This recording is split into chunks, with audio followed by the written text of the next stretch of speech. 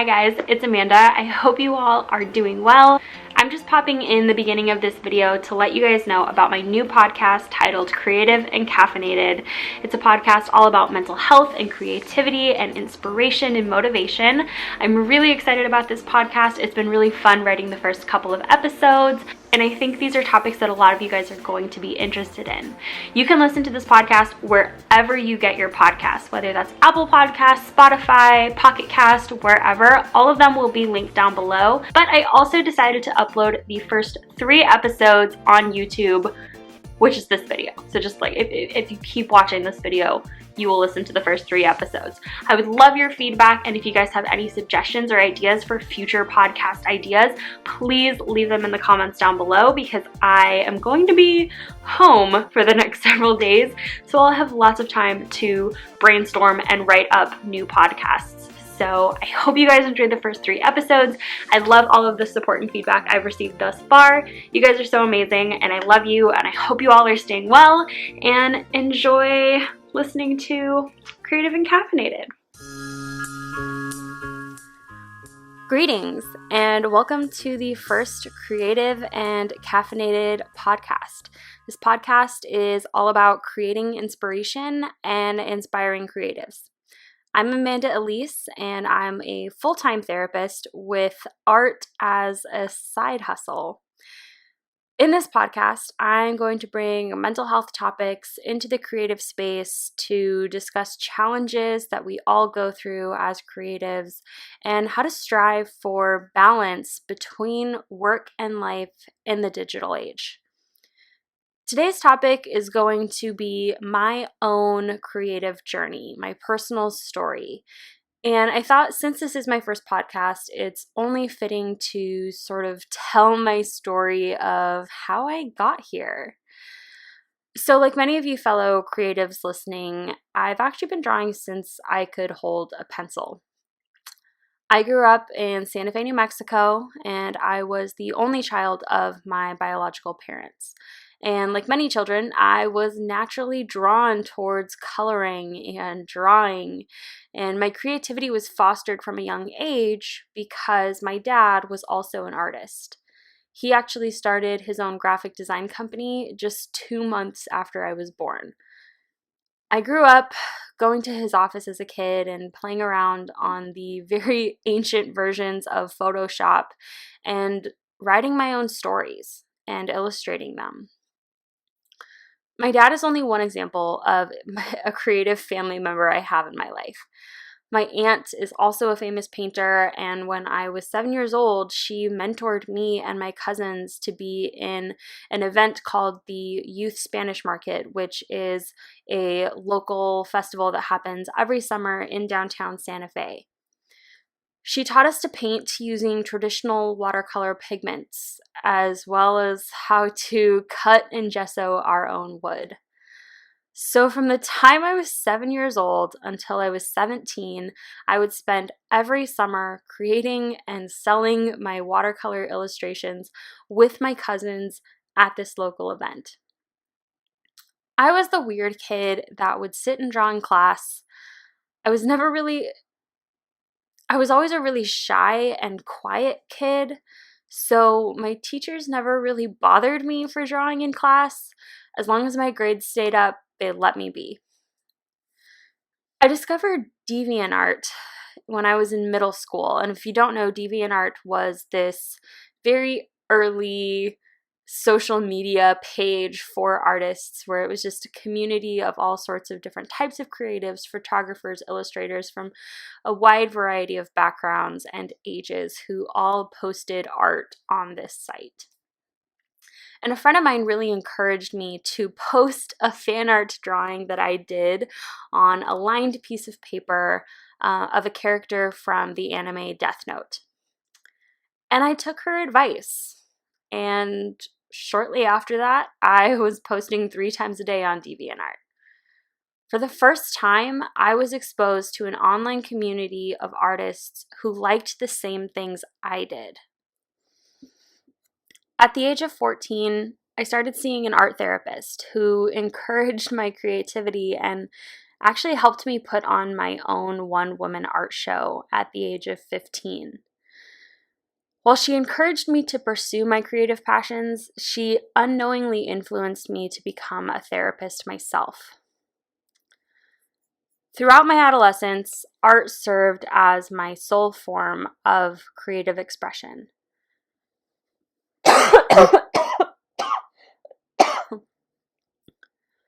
It was my outlet.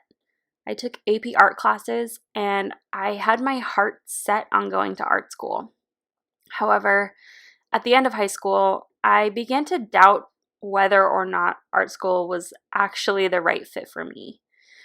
I applied to several schools in state and out of state and ultimately settled on staying in state and studying psychology. My first year away at college was not a creatively fulfilled one. I was so busy adjusting and adapting to the change that I didn't even bring any art supplies with me when I moved away.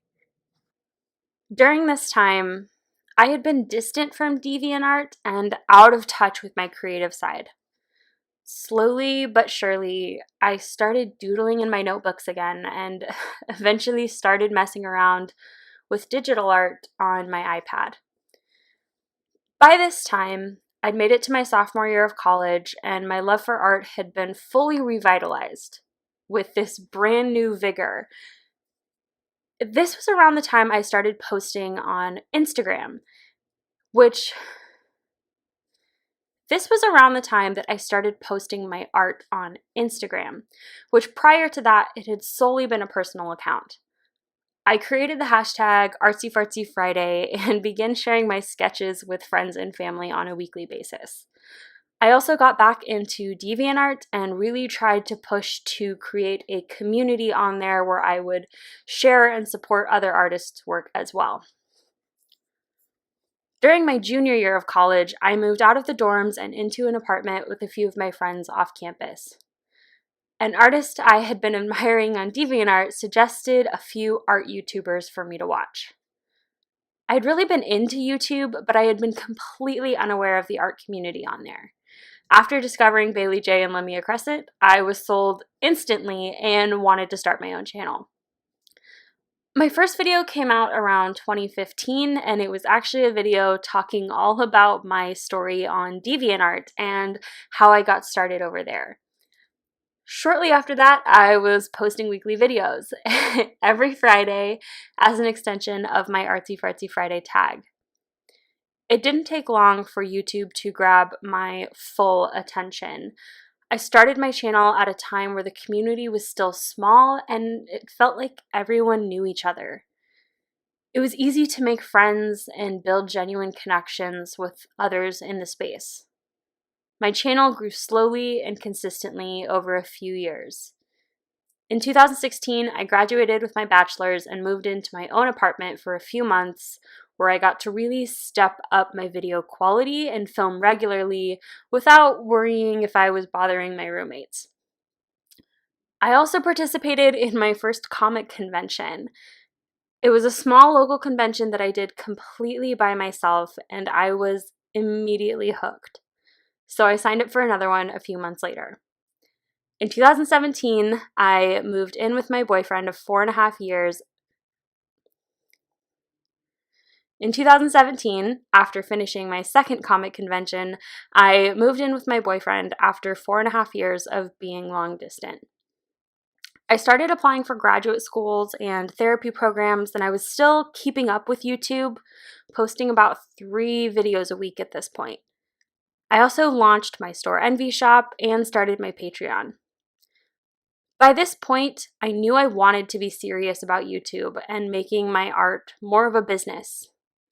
I had the motivation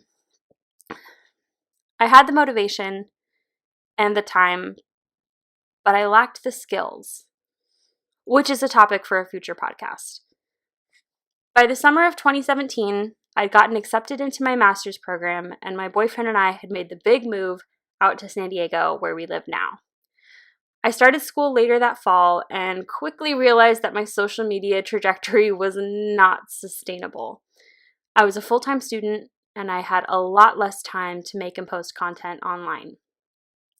My channel went back down to one video per week, and my other social medias started to see a stark decrease in engagement because of the lack of my posts.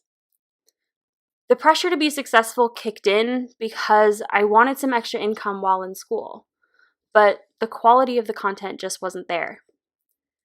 In 2018, I set out to do one of my biggest art projects to date, the Zodiac calendar. Boy, was I in over my head.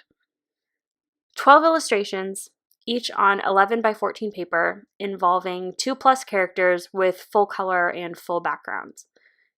If I thought I was busy balancing school and life before, things were about to get real. Because fall of 2018, I also started my internship, or as it's known in my program, your practicum year.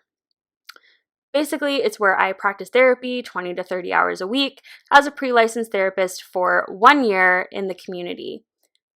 So now I was a full-time student, a part-time intern, and still trying to keep my side hustle alive. I sprinted to the finish line to get the Zodiac calendar done and was feeling pretty burnt out after. Keeping up with my weekly uploads was becoming more and more difficult. The quality of my work was diminishing due to lack of time and increased pressure, and I started to feel myself struggling with my identity as an artist and as a therapist. I was starting to doubt that I could really be both and succeed. After a few months of contemplation and tears, I started to strive towards finding balance. It's a consistent journey, and some days I feel like I've got a handle on who I am and exactly where I'm going. Other times it feels like I'm back at square one and have no clue where to go from there. Fast forward to 2019.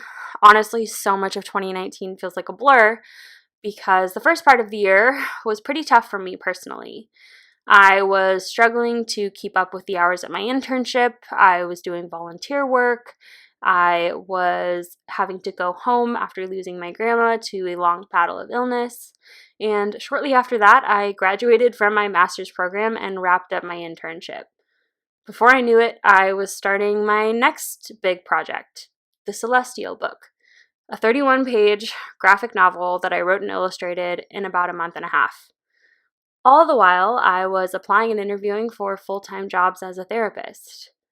If you're noticing a theme here of me biting off more than I can chew, don't worry. I've noticed it too, and I am actively trying to avoid pitfalls like this in the future. I started my new full-time job in October of 2019, and I've been working there ever since. It's an emotionally draining job, so I finally decided to cut back on the number of videos I post. One of the best decisions I've ever made. It feels like a breath of relief, like a weight has been lifted off of my shoulders, and I can finally focus on quality over quantity again without the pressure of my self-set deadlines, and I have room to try new things like podcasts and like monthly Instagram challenges. Most importantly, I have space and time to do nothing. In 2018 and 2019, I struggled a lot with guilt. Whenever I wasn't working at my therapy job, I made myself work on art stuff. When I took time for myself, I felt bad because it meant I wasn't doing enough. I've challenged this mindset recently and now see the value of taking time to do nothing and how ultimately it makes me a more productive during my times of work. This pretty much catches you up on my journey and where I am now. I'm still working full-time as a therapist and I have big dreams for my art career, but my approach to these goals is completely different. I've learned to take breaks, set aside time to rest, and to set goals that feel realistic rather than lofty and out of reach. My goals for this year are to focus more on the message I want to send on social media. I want to share my struggles and to normalize them for other artists. I want others to not feel ashamed when they have a bout of burnout or are feeling insecure about their next career move. I want to make and work towards small, achievable goals that I set for myself to ensure I continue being fulfilled by my creative endeavors rather than consumed by them. So that's me in a nutshell. and this is my podcast. I hope you enjoy listening, and I hope you'll stick around for the next one. Until then, I've been Amanda Elise, and I'll see you on the internet.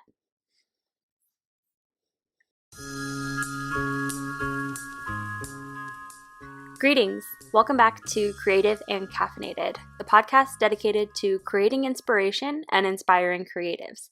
I'm your host, Amanda Elise, and today's topic is going to be creative burnout. Let's start by defining what burnout is. According to helpguide.org, burnout is a state of emotional, physical, and mental exhaustion caused by excessive and prolonged stress. It occurs when you feel overwhelmed, emotionally drained, and unable to meet constant demands. I'm going to have the link to the helpguide.org article in the show notes if you would like to read more about their definition of burnout. So burnout happens in any field and any industry, but it is increasingly common in creative industries, so that's where I'm going to be coming from in this podcast in particular. Some of the reasons I think burnout is especially high in creative fields is because often roles are harder to define. You might have someone who is doing one or two jobs or doesn't really have a clear role because it kind of depends on the day and the task at hand.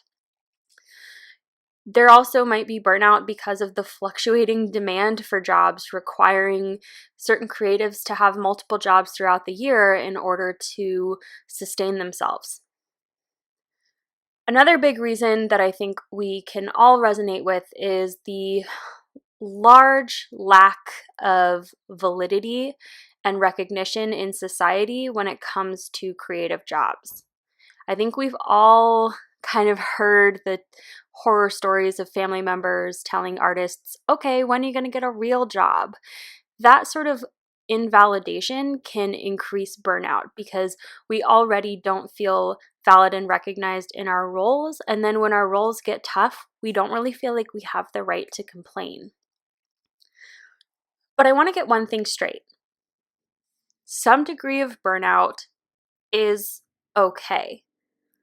In fact, it's really normal and even expected. However, when an acute episode of burnout goes unrecognized or unaddressed, it can become chronic, and the effects of that can be harmful. Because the symptoms of burnout vary so widely and depend on a wide array of contextual factors, including the job field, job responsibilities, income, and additional financial stressors, your coworkers, your work environment, your outside social supports, and your mental health. From here, we can deduce that there are a wide array of risk factors for burnout, many of which are more commonly talked about online already. Something that has been less discussed is the wide array of protective factors, which are factors in place that make us more resilient to the long-term effects of burnout. Protective factors won't eliminate workplace burnout, but they will make it seem more manageable and less likely to become chronic. Some examples of protective factors might include having a supportive boss or coworkers that make you feel a sense of camaraderie with at least one or two other people at your job. Another protective factor might be the fact that you find meaning in the work that you do. And you might not always like the job or the people, but you feel like the work you're doing adds value. One of the personal biggest protective factors for me against burnout is having firm work-life boundaries. And I'm going to be breaking down boundaries a little bit more now. I think we all have a good idea of what boundaries are, but in the mental health field, I like to break them down into physical, cognitive, social, and emotional boundaries. Physical boundaries might be something like using your commute to work to prepare yourself for the day and your commute home to decompress. Having a physical distance from the place that you work is a really good example of a physical boundary. For those of you who work in creative industries and maybe do a lot of work from home, it's a really good idea to get out of that space and to try and separate your work from your home, whether that's having a designated office at home or just even a place in your house, like one side of the table that you do your work on, and then the other side of the table is for eating. Those kinds of physical boundaries are a really good way to just separate your work from your home life. You should also have really strict, unapologetic, no work times implemented throughout your day. For those of you that work a normal 9 to 5, you aren't pressured to start work at 8 or continue your work until midnight. But if you're in a creative industry, there can often be pressure to work even outside of your normal work day just to get the work done. And having those really strict, unapologetic boundaries where you're not working for certain hours out of the day is going to really help prevent chronic burnout.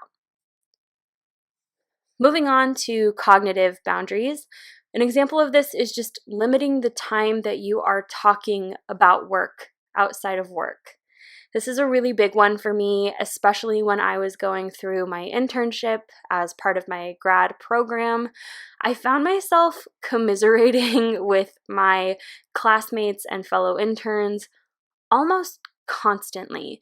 And while to some degree this was helpful, I felt like it also fueled the fire a little bit. And the more I talked about it, the more I thought about it, and the more I was letting work impede on my personal time and my personal space away from the job.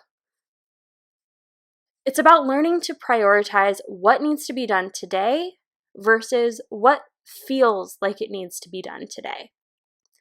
I have found myself many times over the past couple of weeks asking if I really need to get something done today or whether it just feels like I do because I'm under a lot of pressure and maybe feeling overwhelmed.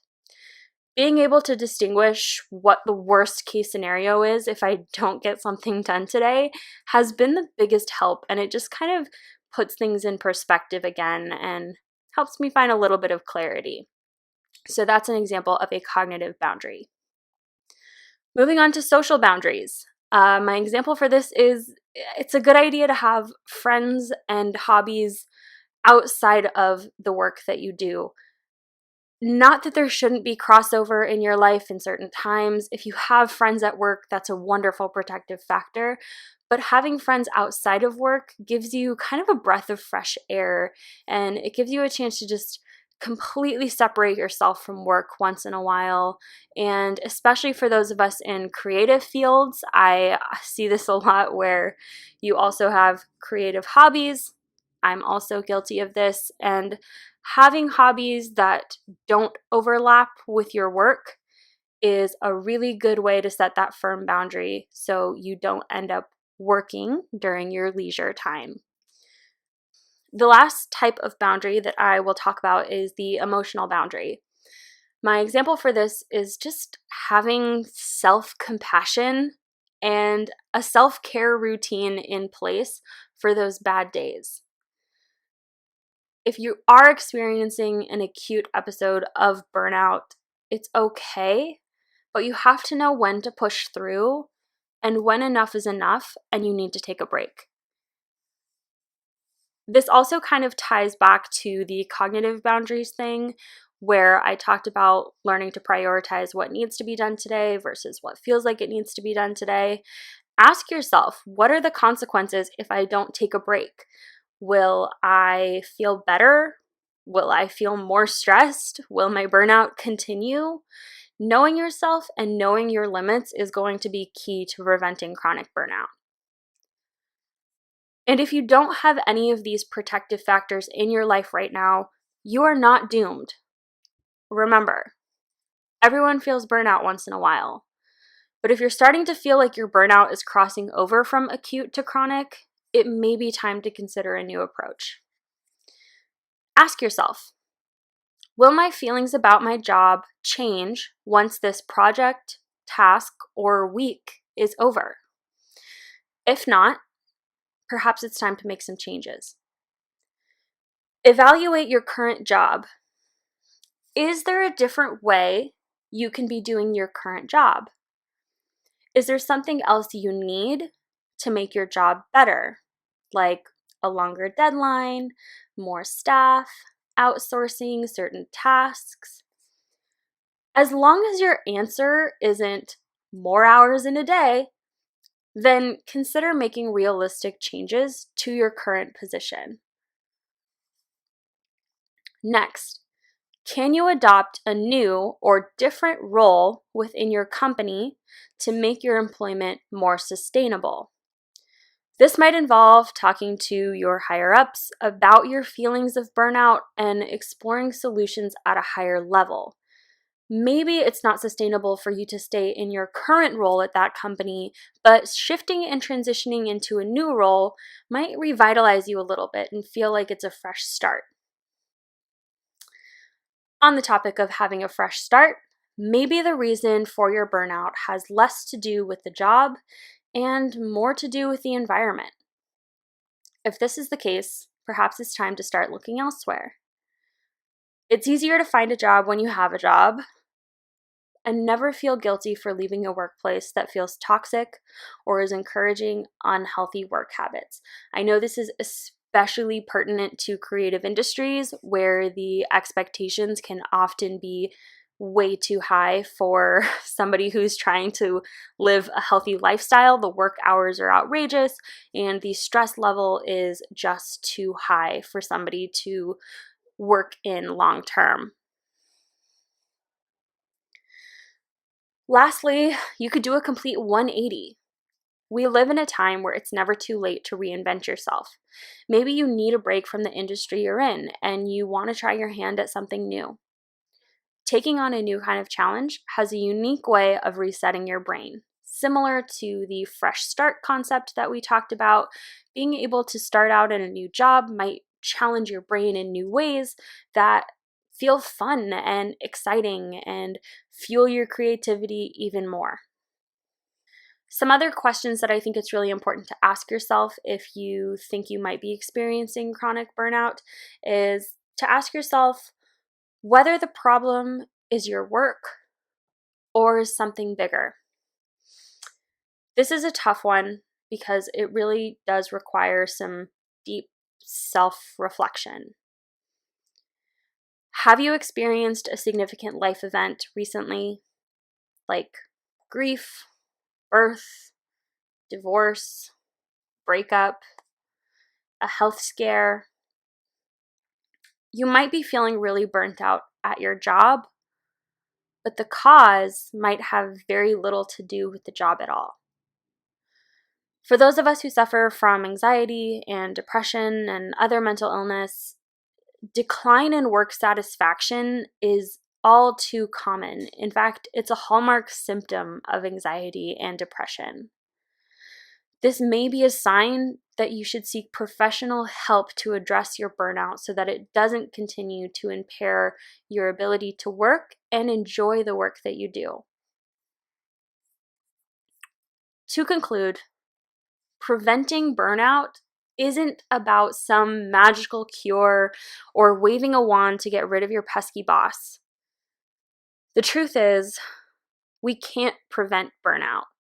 In fact, we can almost guarantee that everyone listening to this podcast will experience burnout at some point in their lives.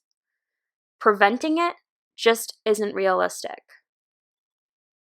Instead of prevention, let's learn how to cope with it.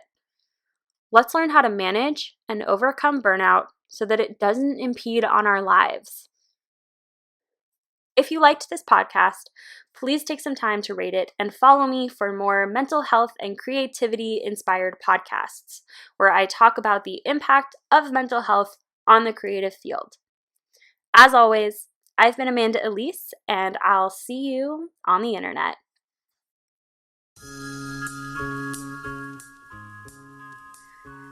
Greetings, I'm Amanda Elise, and you're listening to Creative and Caffeinated, a podcast all about creating inspiration and inspiring creatives. My aim is to bring mental health awareness into the creative space to inform and inspire. Before we get into today's topic, I first just want to say that I hope you all are well and that you and your families are staying safe during this very trying time. My role as a content creator during this era is a treasured one. While many of you are currently opting or being forced to stay home due to the COVID-19 outbreak, you are turning to us to provide you with entertainment. As history has shown, when the world is in turmoil, we turn to artists to temporarily escape from our reality and find solace. Today is no different. At the same time, in the digital age, we have a responsibility to help stop the spread of misinformation and use our platforms wisely rather than to manipulate others for financial gain or impose our values upon them. You have many choices when it comes to the content you consume, and I urge you to continue choosing wisely while simultaneously thanking you from the bottom of my heart for choosing to support my content during these less than ideal times. I don't take that responsibility lightly, and I want you all to know that. The topic I'm going to be discussing in this episode is the idea that everyone is the hero in their own story. This is something I think about on a near daily basis. When I'm driving home and someone cuts me off in traffic, I have the knee-jerk reaction to assume they're somehow intended to offend me. But I challenge this thought by asking myself, did they really even notice that they were doing that?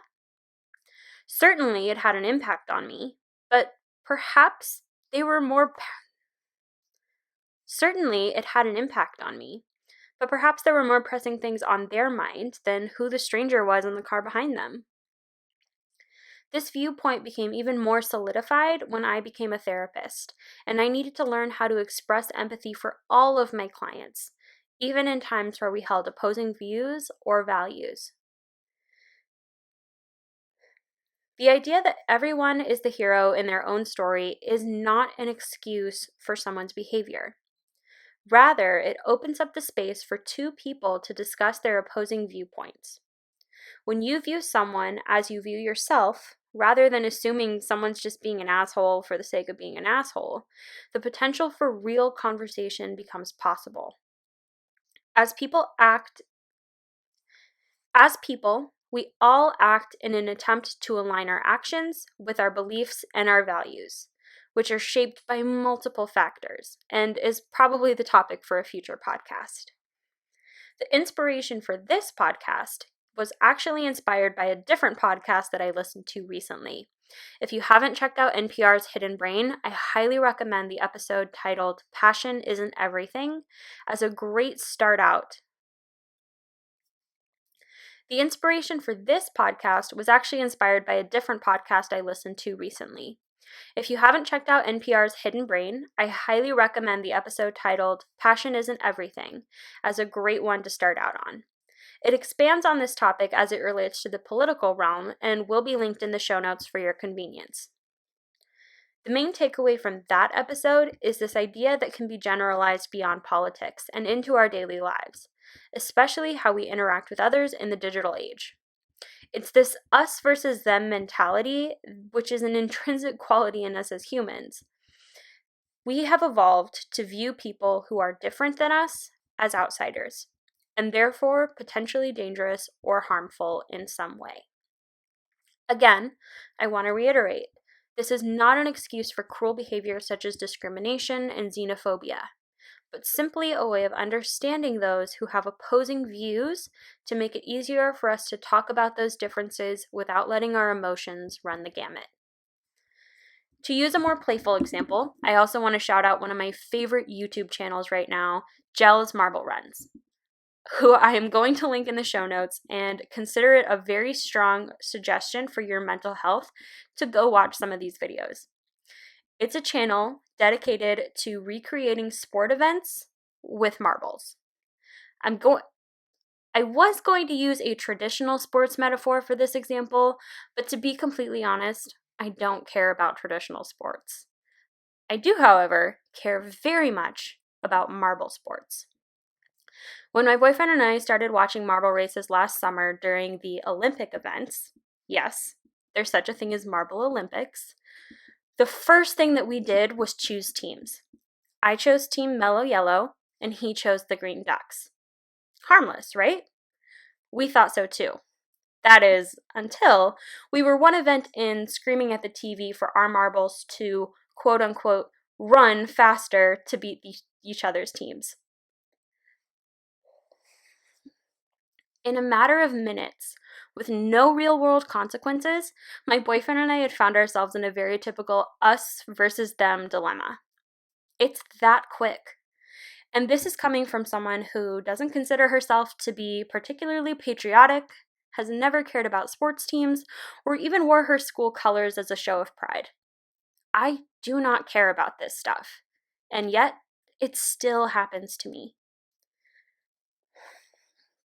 It takes a conscious effort to challenge this us versus them style of thinking.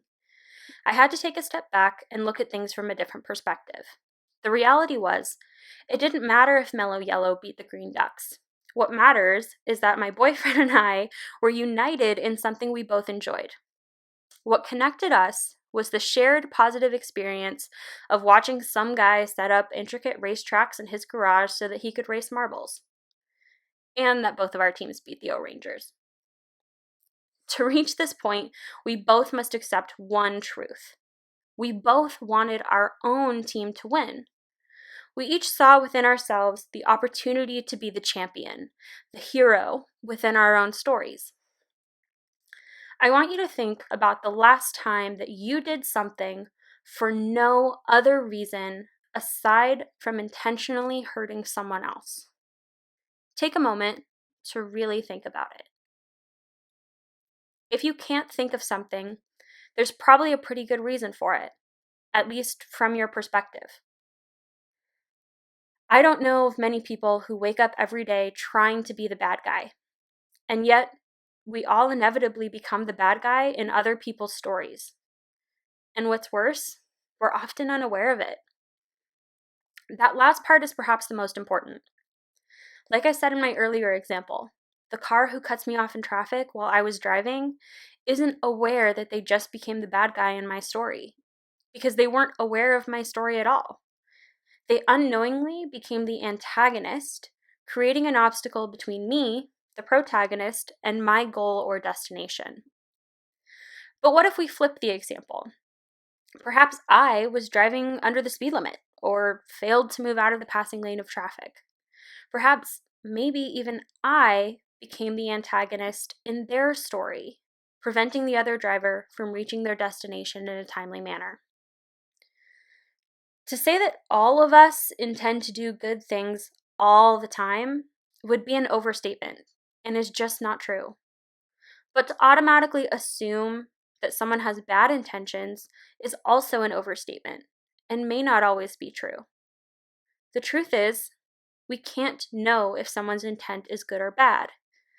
Even if we do know their intentions, our judgment of good or bad is based on our own perspective, our own rendition of the story, not theirs. What we can assume is that they were acting in their own self-interest, because aren't we all? So what keeps someone trapped in an us versus them mindset instead of a heroes within our own stories mindset? Two things: fear and lack of information. These are really two sides of the same coin. Without knowing all the facts, people begin to feel fear. And when we experience fear, our ancestral brain tells us to stick to what we know because this is safe, and anyone or anything outside of that is a potential threat. What I often see online is people bombarding those who have different viewpoints with information.